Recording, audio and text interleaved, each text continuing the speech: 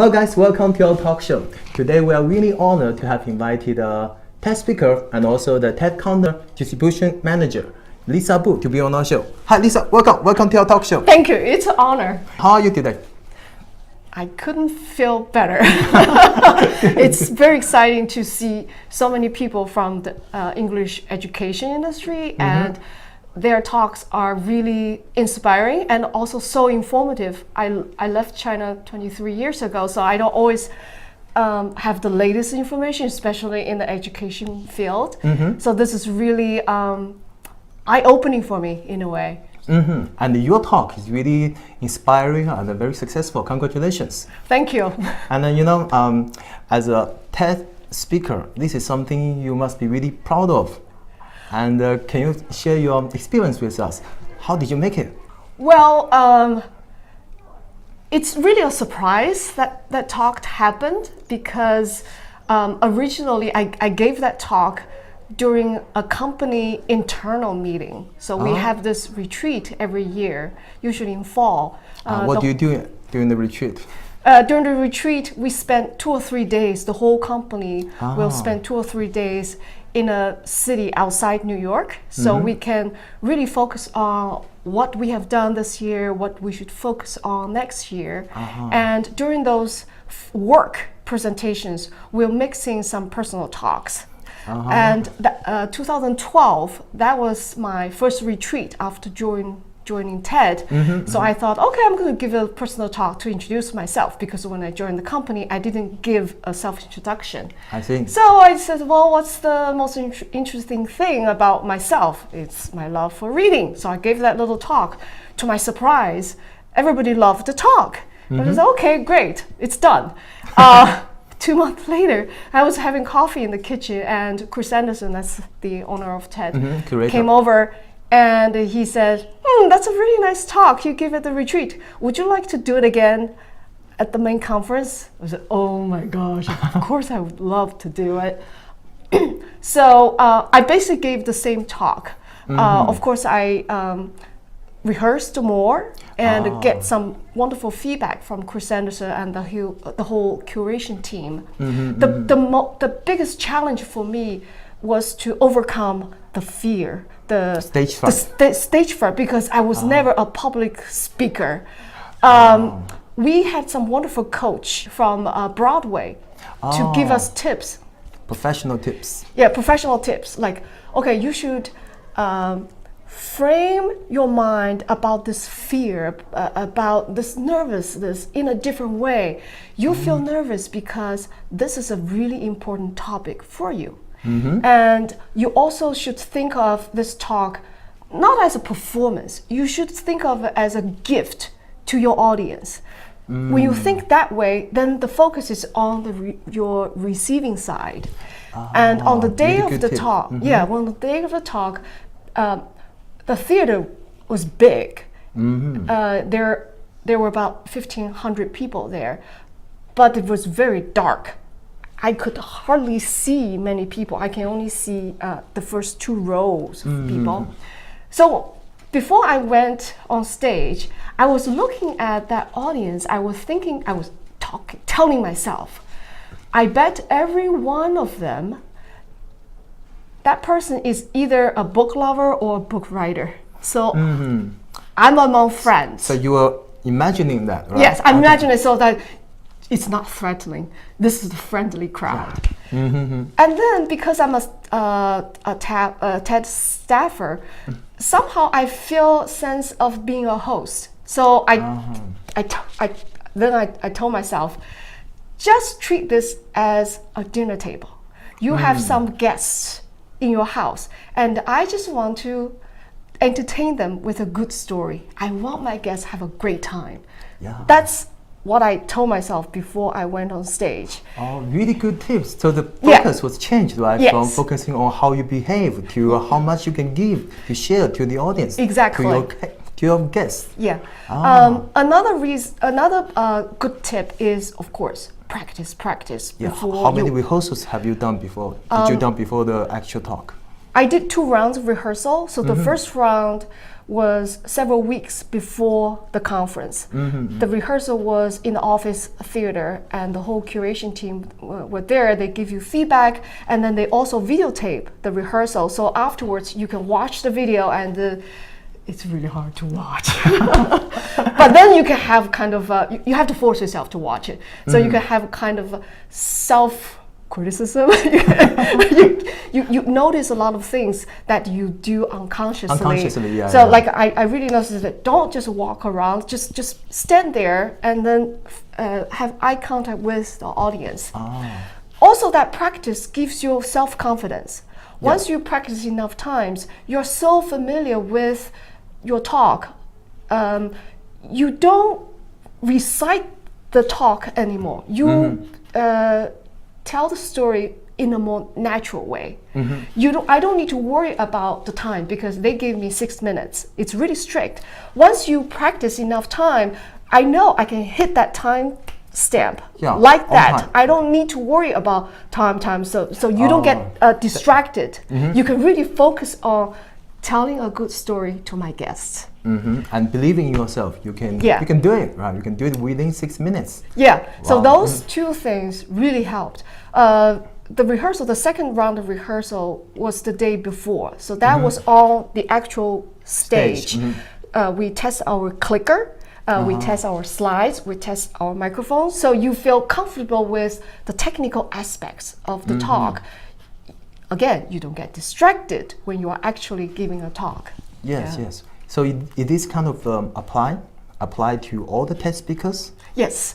Some TED speakers, because they're more experienced public speakers, or because they know their stuff so well, we often say, use a happy birthday test. If you know your talk content as familiar as you are with happy birthday song, you don't have to memorize script line by line. You can be more spontaneous. Off the cuff, right?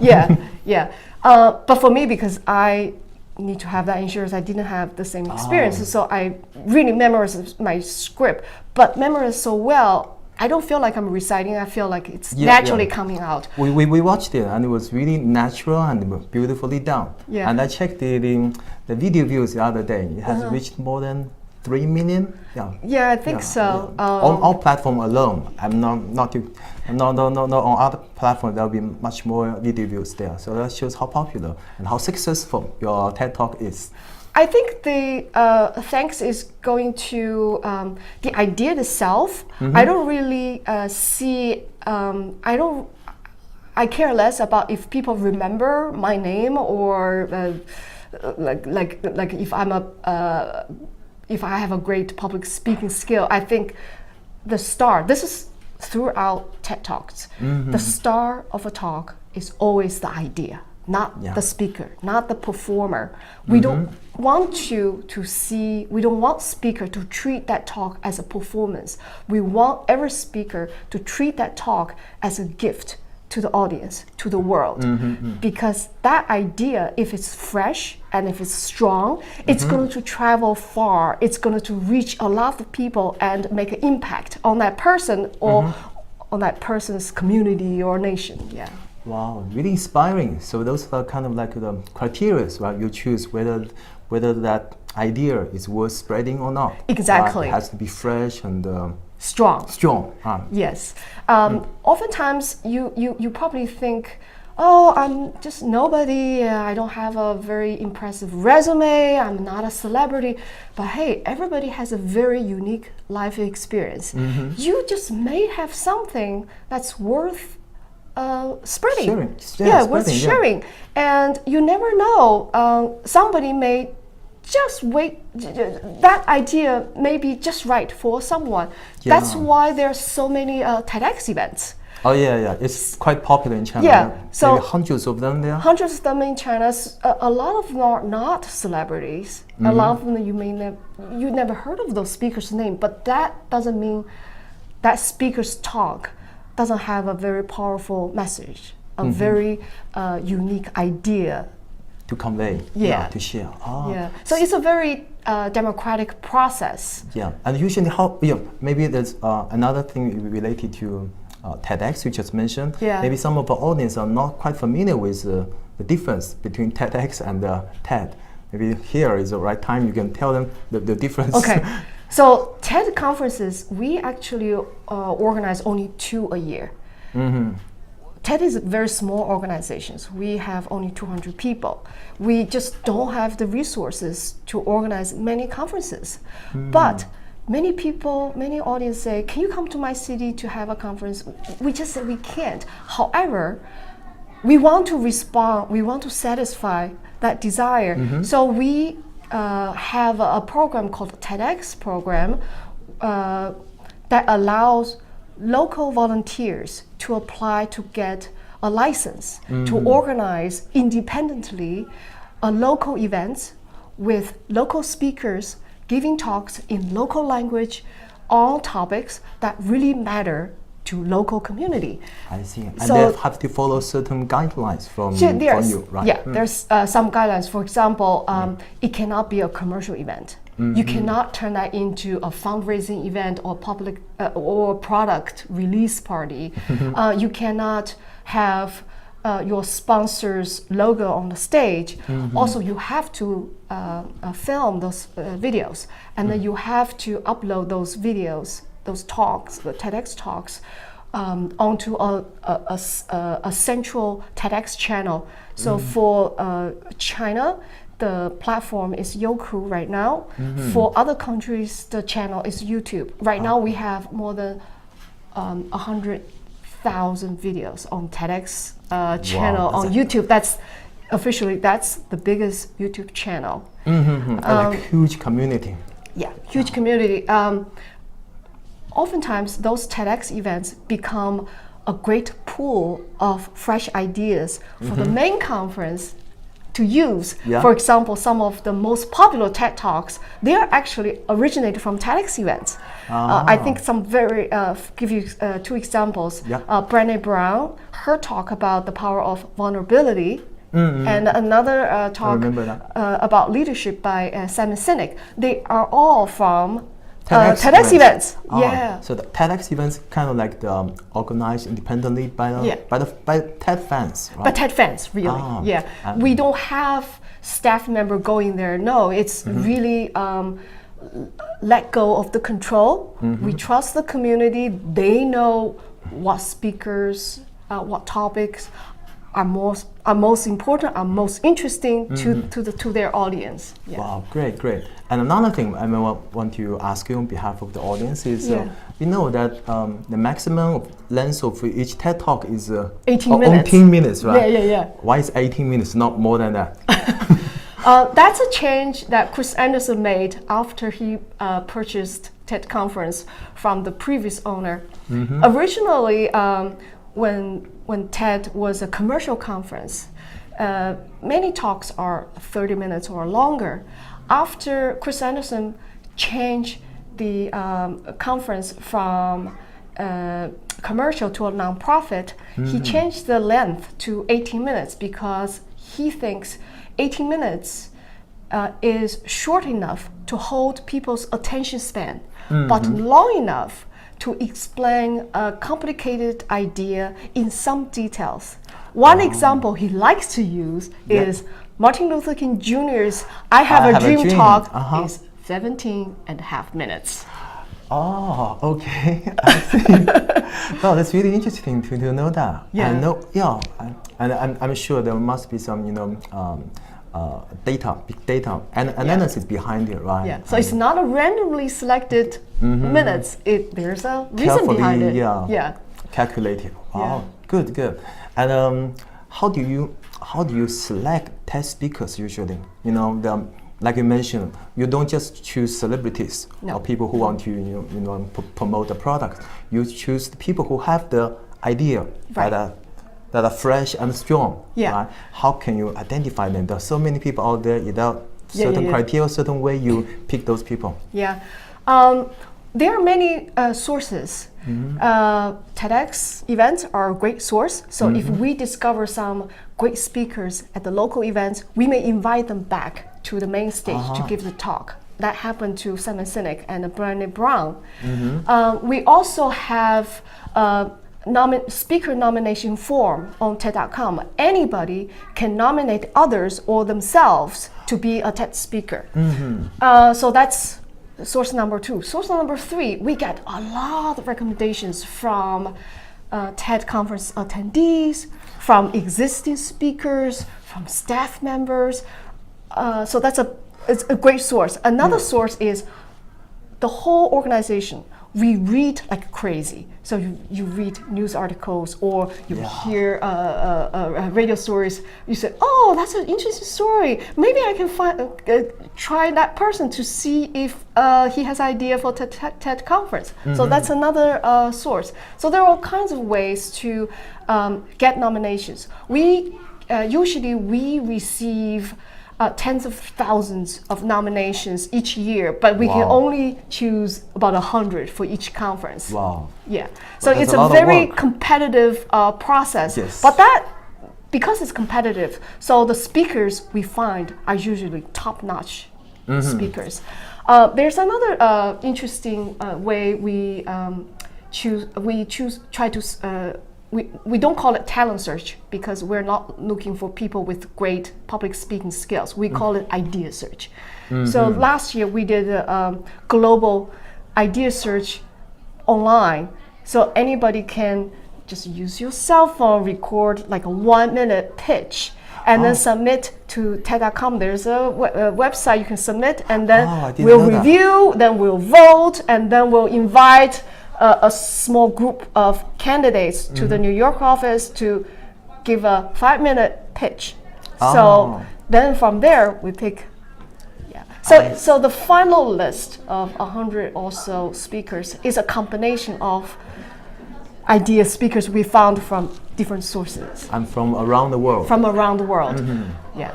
As for Chinese TED fans and TED the followers, most of them they speak Chinese. Yeah. If they, is English, this language is necessary Not necessarily. to use on the TED conference? Not necessary. For example, we have a Chinese artist. He gave the talk in Chinese with a translator there doing a simultaneous translation. We also have some speakers give the talk in Korean, French, and Spanish. So hopefully, when we have more resources to hire language-specific curator, we can put more people on the stage giving talks in their local language. It's not a requirement, especially for TEDx events. All those speakers usually give the talk in their local language. Yeah, and I realized that the TEDx events in China, most of the speakers give talks in Chinese. Well, last year the Pope gave the talk in Italian. I remember that one.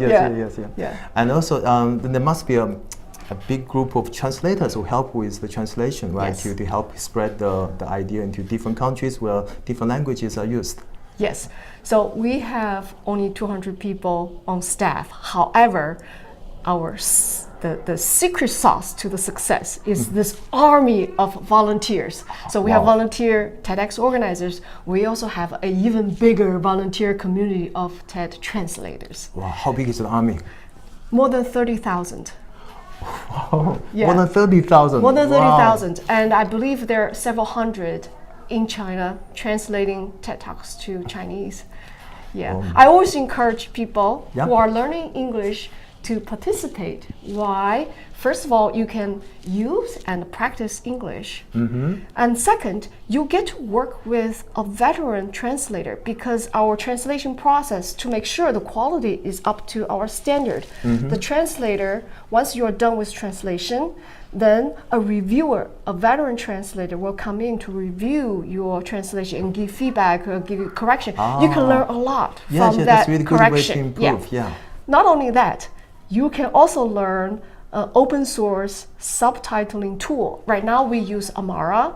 I think that tool is maybe useful down the road for your career, down the road for your other projects. So that's another benefit. So all these kind of skills can also look really good on your resume. Exactly. And a third benefit is once your translation is published, your name will appear as translator credits on TED.com. Ah. You can really show it off to your parents, to your friends. Yeah, indeed. Yeah. Wow. So we're Yeah. encouraging you guys here, if you are really interested and also want to really improve along with TED, Yeah. right? Join the big army. Yeah, and you get a whole community of Wonderful passionate people who share your interests, but they come from all kind of backgrounds and the cultures. So you suddenly you are in a bigger community.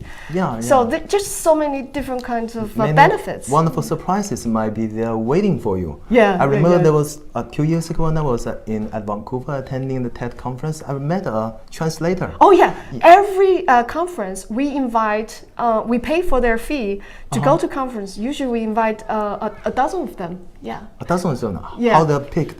It's like winning a lottery, or you have to finish certain tasks to be able to be invited? Usually they are star volunteers. They have translated a lot. They are very active in their community. They help out in the community. Wow. Yeah, I remember one guy he's an Arabic translator. He personally translated more than 500 talks into Arabic. Wow. Yeah, it's a big star, and we invited them. And every time personally, I met many of them. Every time I met them, I just feel so humbled, so honored, because all of them have full-time jobs. They have family, they have kids. They still take out their precious personal time to translate. And translation, I've done it myself. It's a very time-consuming job. And so that's why I just feel so humbled, so honored to have that community of translators being with us. Yeah. I can also, since that, that's also related to some of my experience, because I did some translation before. Yeah. But if the translation, the work, Yeah. is really meaningful, worth doing. Yeah, I enjoy doing that. Yeah, Yeah, and that then was because like- you're translating, maybe your parents can watch the talk, and then your Exactly. friends can watch My the name talk. will appear there, and Yeah, also yeah. really, I grow up along with other veteran translators with a big community. That's an honor. To be able to do so. And time well spent. Yeah, and also I really think, from my experience, the way to improve your English, one of the most effective ways is by using it, by learning from corrections. Exactly. Yeah. So that's something you can do, right? Yeah. You can gain from translating TED Talks. Yes, exactly. Please. Thank you so much. Well, Lisa, thanks so much for giving so many useful experience and It's a tips pleasure. to us. Yeah. It's a pleasure, and thanks for being so supportive of TED's mission. And It's our real pleasure. Yeah. And before we finish up here, any other words you may want to share with our audience? Yes, I really want to encourage you to go to TED.com, the TEDx page, to find out what TEDx events are happening and will happen in your neighborhood, so you can attend. And also, please think about being a TEDx speaker as well. You never know, because as I said, everybody must have some good ideas that worth sharing. So don't think your idea may be too small. No, you never know. I think we are so connected nowadays, and everybody can play a role in making our community, this world, a better place. Yeah. Believe in yourself. You can be a TED speaker as well. Yeah, you may end up on that stage one day. Who knows? Yes. Okay. See you guys next time. Bye.